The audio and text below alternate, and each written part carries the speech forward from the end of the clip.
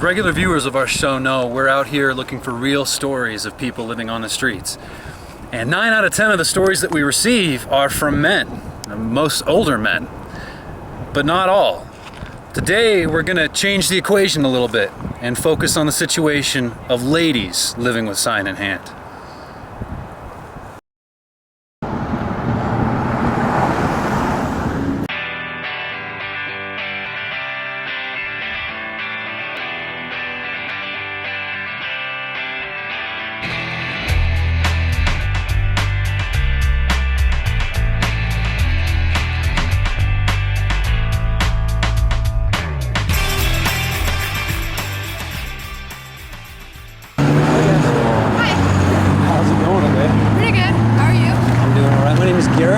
Shooting a show called With Sign in Hand for the ASY network.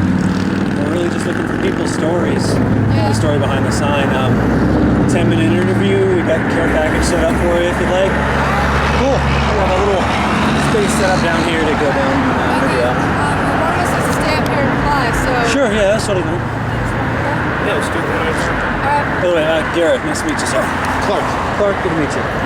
Katherine, good to meet you. Good to meet you too. So, you like?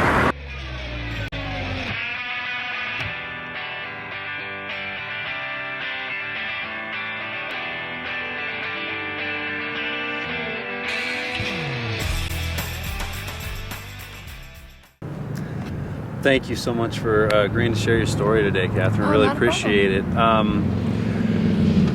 Most people would probably find it hard to believe that there are as many young women as there are living this sort of lifestyle. Yeah, it's actually we're hidden kind of, if that makes any sense, because we don't like to show that we are female sometimes, because it's dangerous to be out here. When I was by myself before I got with my husband, it turned into I was literally trying to dress as much of a male as I could, because there were men out there who were trying to assault me, short, sweet, to the point, and so it just came to as a second nature to disguise my body, so I didn't have to feel like, all right, is something going to happen to me today or not? How long have you been doing this? I've been traveling since I was about 17 years old. My grandmother, she found out that I am bisexual, and she couldn't accept that, and so she ended up kicking me out of my house, and I started becoming homeless, and I unfortunately fell into a very dangerous lifestyle where drugs became my norm. I did that for about almost 2.5 years, and then I met my husband, and he literally saved my life. He gave me the ultimatum: you can choose me and actually have a life, have a future, or you can continue down this path and you will die. And I was too young to die. Still am too young to die, so I chose him, and we've been together for about 4 years now. We just recently got married back in June. Congratulations. So, thank you. Yeah, you're welcome. What's your husband's name? His name's Clark. Like Clark Kent, but... Is he Superman? Yeah, definitely. You? How'd you meet? We met in a small town, or in the Acacia Park downtown, and at the time, like I said, we were actually both in a very bad place, me more so than he was, and he had to, unfortunately, go away for a little while, and then when he came back, he literally saved my life, because I was in the gutter. I was very close to dying, so... because I did methamphetamines, and I was 100 pounds soaking wet with rocks in my pocket. Wow. And that was very horrible. I'm actually a lot healthier now. I've gotten back up to a nice healthy weight of 135. I'm happy about that. But yeah. So really the story behind our signs is pretty basic. We just want to survive. We are trying to get into a place to where we don't have to do this anymore. What we want to do, honestly, is get jobs. Get somewhere where we can actually start a family, because that's what our ultimate goal is to have a family and be happy. But it's hard to do that when you're carrying a 20-pound bag on your back half the time. So we're just trying to use our sign that says "Dreaming of What's on a Shower" to get at least a week to clean up and work and see if something can happen for us that way. Now, have you pretty much just done this in Colorado, or have you moved around the country? Oh yeah, we have traveled a lot. We were out in San Francisco for about for the first 2 years of our relationship, and then after we got married, we moved out to Key West, Florida for a little while. I learned how to make rum. Oh wow! Which was a lot of fun to do. And then to make it or drink it? Both. Good answer. But then I got a call from my mom saying that my grandma had fallen in the shower, and as soon as I got that call, even though she had kicked me out of the house, I had to come back. She needed me, and family's the most important thing to me than anything else in the world. So. And she lives here? Yeah, she lives actually up on Pikes Peak. Oh, okay. So. Is she doing all right? Yeah, she's doing good. She just bruised her hip. She had to go see a doctor, and apparently she's starting to get osteoporosis of the bones, so she has to walk around with a cane now. But other than that, she's okay. Obviously, this is a very personal question, but was she happy to see you? Yeah, she was actually. She was very happy. Good. She just wishes that I would make better choices and stop being the way I am, but I can't exactly stop that. All of our elders wish the same, you know? Yeah. So your goal is a family Yes. someday. Yeah. What's your time frame? Where do you want to see yourself in 6 months? Where do you want to see yourself in 5 6 years? months, I hope to have at least a job, an apartment, or a place to call my own. And in 5 years, hopefully with a couple little bouncing babies around. That's kind of a long-term goal, because right now a kid in this lifestyle is not worth it. Absolutely. I will never put. I wouldn't wish this on my worst enemy. So I will never put an innocent child or even a pet, because there are people who do walk around with pets out here, through this. If you can't be stable for yourself, what gives you the right to take care of something that has to totally depend on you? Yeah, that makes sense. Are you hoping to be able to settle down here in Colorado? Yeah, actually. You want to put roots down here? Yeah, I do want to put roots down here. We were thinking about moving back up to Fort Collins, where my dad used to live. And I went to school up there. It was actually really nice. It was a lot of fun. Very beautiful place.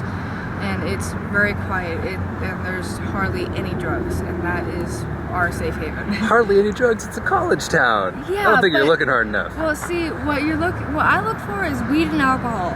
And doing this lifestyle, you'll find everything else but weed and alcohol. You'll find meth, you'll find heroin, you'll find whatever. And it's just nothing that I want to fuck with anymore. So we decided, why not just try out over at Fort Collins and see if we can actually make something of ourselves. Sure. Yeah, for folks watching at home that may not know, Colorado does not actually have weed just growing on the side of our highways yet. Nice. It's not yet. So yeah, it can still be hard to find sometimes. Yeah. But you mentioned towards the start of the interview, obviously this lifestyle poses unique risks and dangers for women. Do you arm yourself? Yes, I do carry a pocket knife on me at all times. It's usually in my bag, or if I feel like I'm going into a place where I won't be as safe, I'll keep it on my hip at all times. There are women out here who will carry around baseball bats, crowbars. I've even seen someone carrying a gun before, and it is only for our own protection. Have you ever had to use it? No, thankfully, I haven't. Never had to use it, and I hope I never will have to.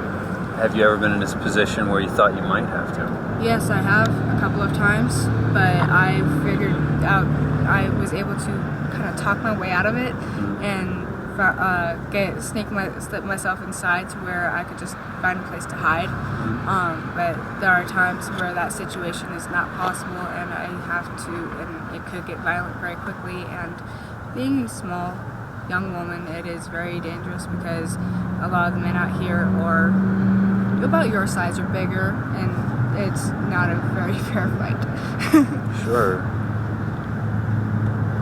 For people who are watching this, what's something that you think that they probably just don't get, that if they understood, that they might, it might help them to relate and want to make the extra effort to help somebody in your situation?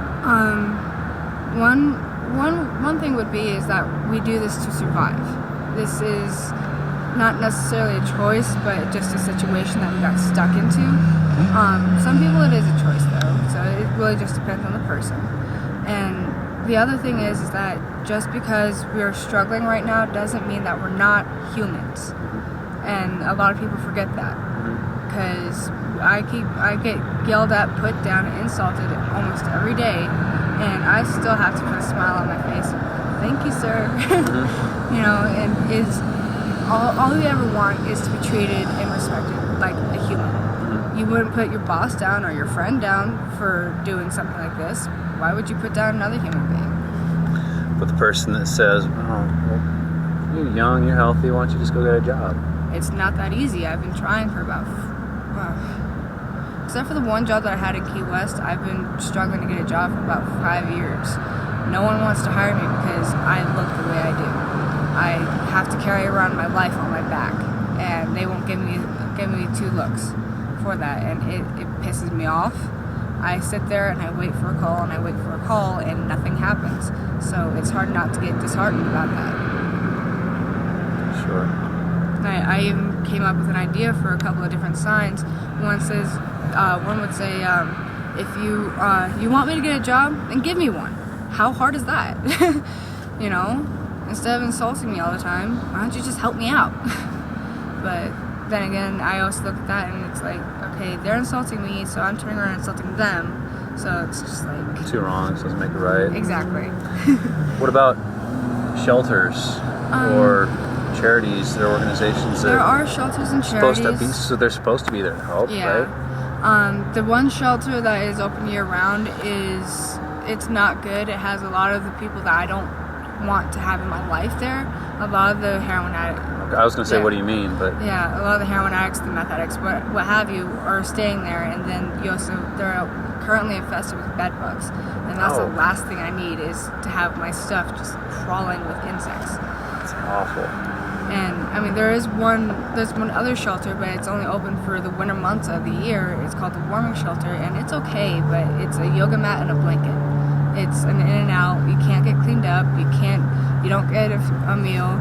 It's more of just a place to put your head down, and we need something more stable than that. Apart from obviously, going to the GoFundMe that we're going to be setting up for you, what's something that somebody just watching at home could do? Donate to Catholic charities. They always need clothing. They could always use volunteers for the soup kitchen down at the Marian House, and blankets. Blankets are a big necessity out here. That's our one use of warmth. Blankets and sleeping bags. Donate to them, and eventually someone somewhere is going to get it, and their life is going to be a little bit better for it. Well, again, thank you for taking the time to share your story with us today. Hopefully, it's going to inspire some people to go out there and make a difference in some people's lives. I hope so. Thank you very much, Katherine. Appreciate it. You're welcome.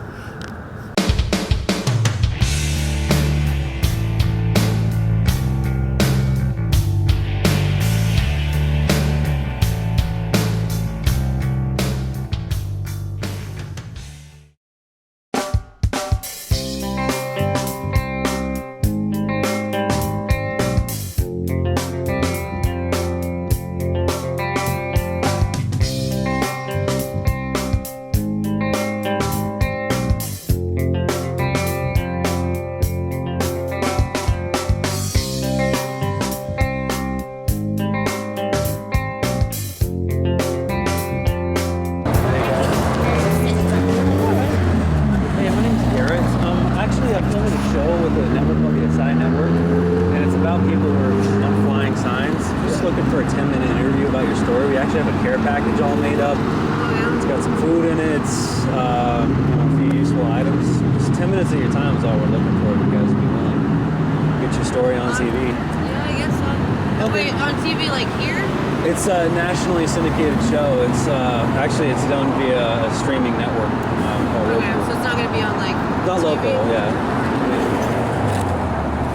Sure. Okay, cool.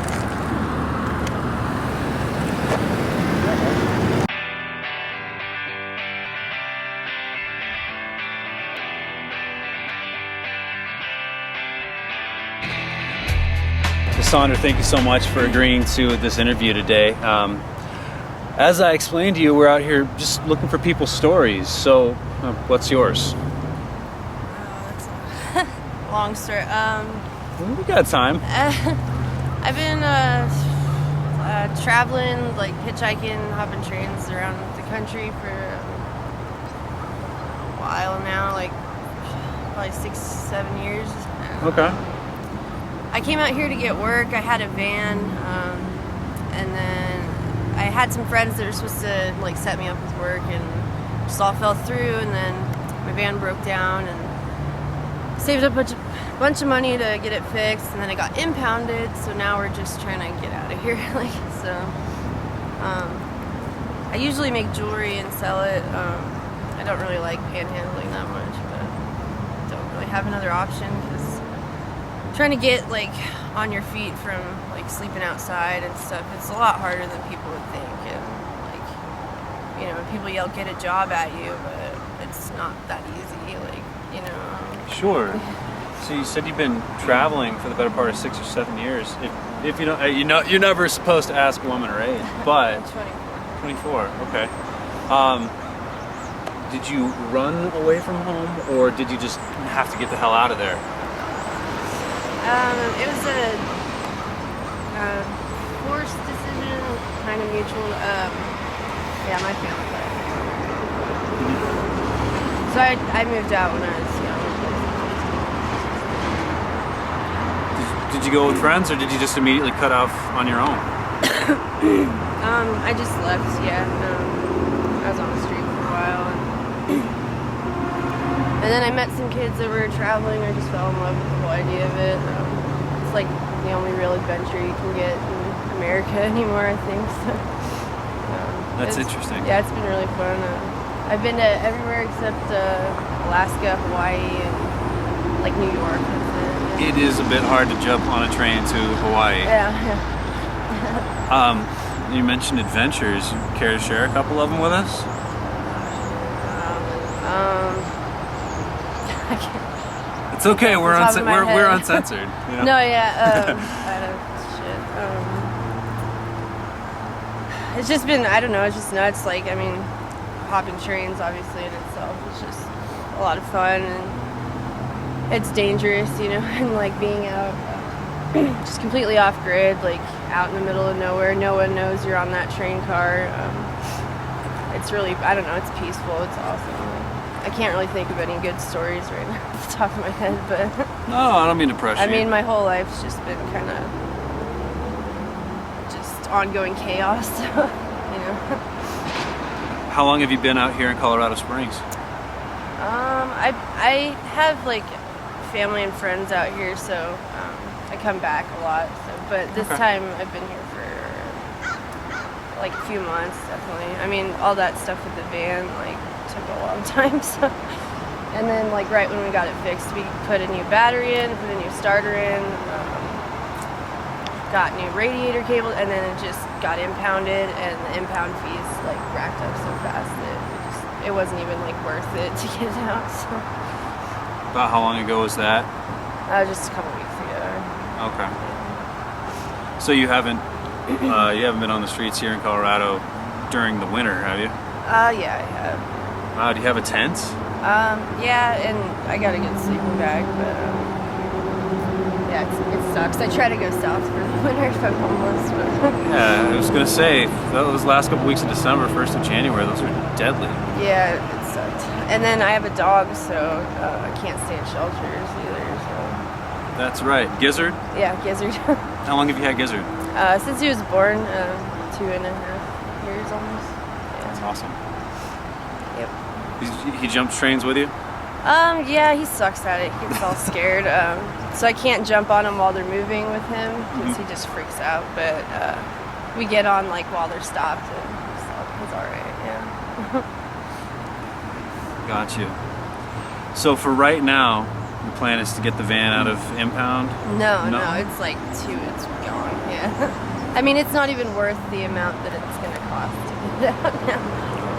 So I don't know. We're just probably gonna hitchhike out of here, maybe hop a train. there's not much but coal going through here. Can't really ride that. I don't know.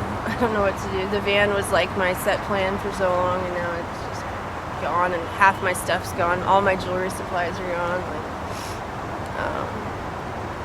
it sucks. I had really nice tools. I mean, I sell to stores. I'm in stores all over the country. I'm in stores in Manitou and in Old Colorado City. But all my, like, I had a really expensive pair of tools. Like, I do wire work. I don't know if you've ever seen wire wraps, but yeah, I do those. And I had probably well over a couple $100 worth of stuff in that van that I just didn't go on because I don't have an ID, so I can't get it out. I can't get my stuff out. So what would it? Thank you, CSPD. Right. What would it take for you to? I mean, so how much is it going to take for you to be able to get your tools that you need in order to be able to make the jewelry?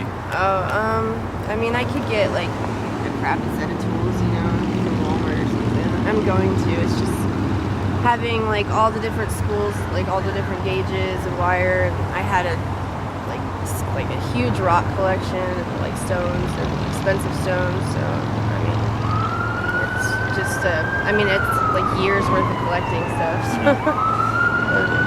Probably take a lot. Well, on behalf of the city, I apologize for the rough treatment you had here. Yeah, this has not been a good go around this time.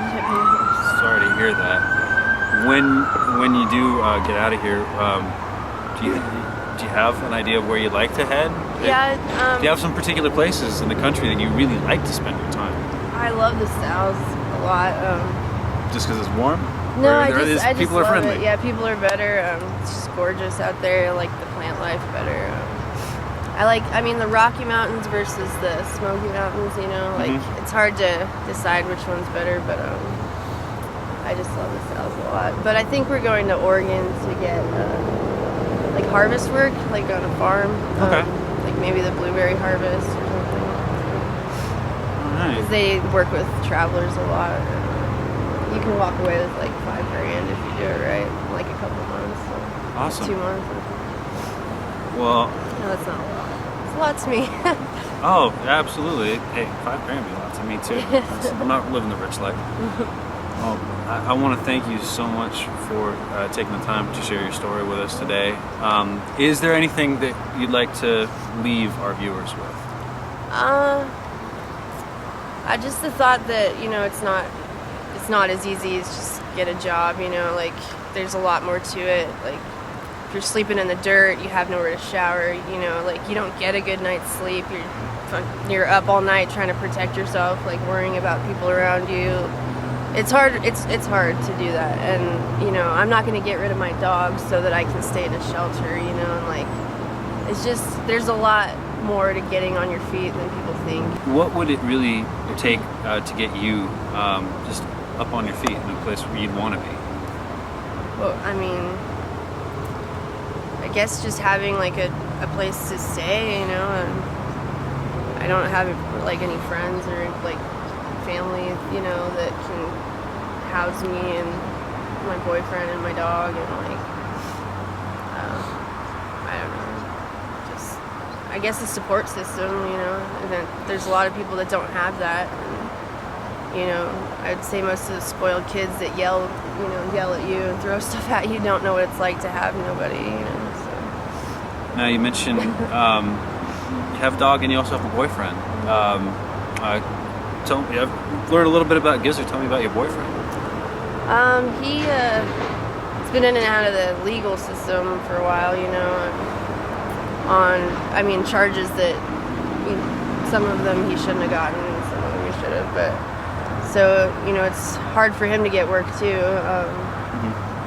but he just got like completely out of the whole legal system, so he's like decided to leave. He hasn't been out of Colorado yet, so. All right. How'd you guys meet? We met when we were young. Oh, okay. Yeah. And then we just met back up like a while ago. So. Okay, so he hasn't really had the opportunity to travel with you yet? No, though? he's been in like probation or like in jail and stuff like that. So. Now, is he looking forward to it, you think? Oh yeah, he can't wait to get out of here. I don't blame him. I don't blame him either. Being stuck anywhere gets you a bit of cabin fever. Last question. I mean, 5-10 years down the road, where do you see yourself? I have no idea. I mean, my goal is to get a website. I mean, I make clothes, I do jewelry, I do wire, metalwork, hemp and leather work. So I want to get like a website going and maybe like get a little store up sometime. I don't know. I really don't know. My best friend lives in Iceland, so I really want to go out to Europe and travel out there. So I guess that's the main goal. Yeah, backpacking throughout Europe's not something that's frowned on. Yeah, right? definitely. A little bit of a different cultural take on the whole experience, I suppose. Yeah. Once again, I just thank you so much for spending your time talking to us today and sharing your stories. Really appreciate it. Yeah. As always, if either of the stories that we shared this week moved you in any way, feel free to reach out with the GoFundMe account listed at the bottom of the screen and make a contribution that could significantly change someone's life. Till next time, I'm Garrett Kuhn with Sign in Hand.